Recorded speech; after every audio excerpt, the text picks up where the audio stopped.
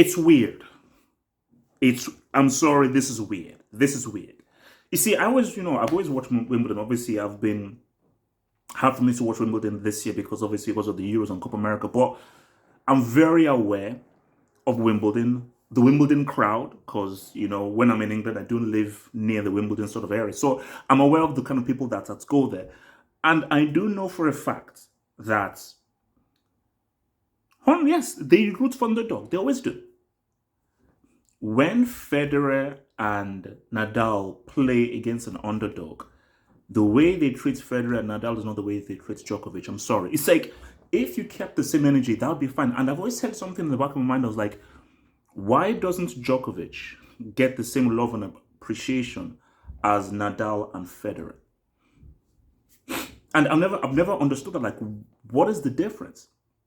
Why? I mean, like, why is there seems to be a bit more hatred, and there doesn't seem to be the same level of respect that they have for Djokovic as they do for Nadal and Federer. And I think, because this is just only one incident, because people can say, oh no, we're supporting the underdog, but Djokovic is the main guy now. Obviously, Alcaraz is obviously on the way up, but he's the young up-and-comer. But Djokovic right now is the main guy, with Federer and Nadal obviously faded away.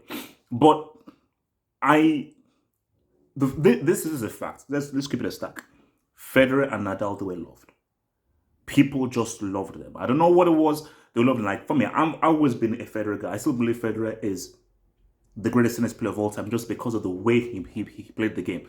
I've never been a fan of Nadal. His tennis is too aggressive. It's not graceful, and I just don't enjoy him playing. So I've always been a Federer guy. But both of them were loved. Hence why when they both played, it was like, wow, because they were both loved. And for Djokovic, I just don't know what it is. People just haven't warmed to Djokovic. That's in the same way they have towards Federer and Nadal. And I'm trying to figure out, what is the issue? Is it his attitude? Is it his character? I don't want to go here. But people have suggested, I don't want to go here. Is it the fact that he's Serbian and Eastern European? But I wouldn't want to think that. Because I'm saying that, like, are you saying that there's a preference of someone from Switzerland or from Spain as opposed to someone from Serbia and Eastern Europe? I just do not know. But what we have to understand is this. Djokovic is from Serbia.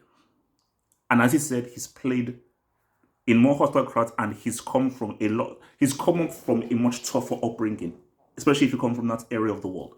So for him, if anything, that actually makes it better.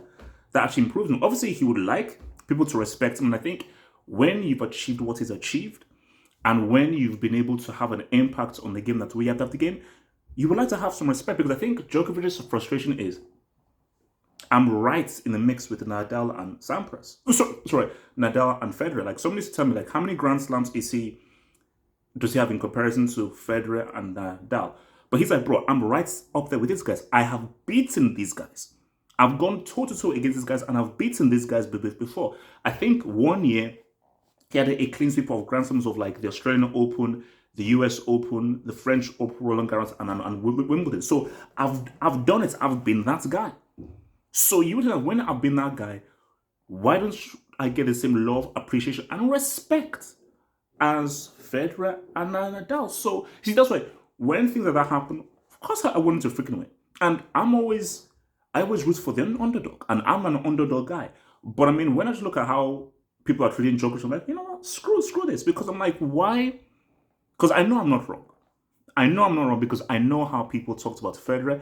I know how people treated Federer. I know how people treated Nadal. I know for a fact. And I know for a fact people haven't warmed towards Federer and people haven't warmed towards Djokovic the same way they warmed towards Federer and Nadal. But you know what the beauty about sports? It's the beautiful thing about sports. The best medicine or antidote to all this hatred and vitriol and disrespect is winning. Because sports is binary. It's not so objective. Sport is, you either win or you lose.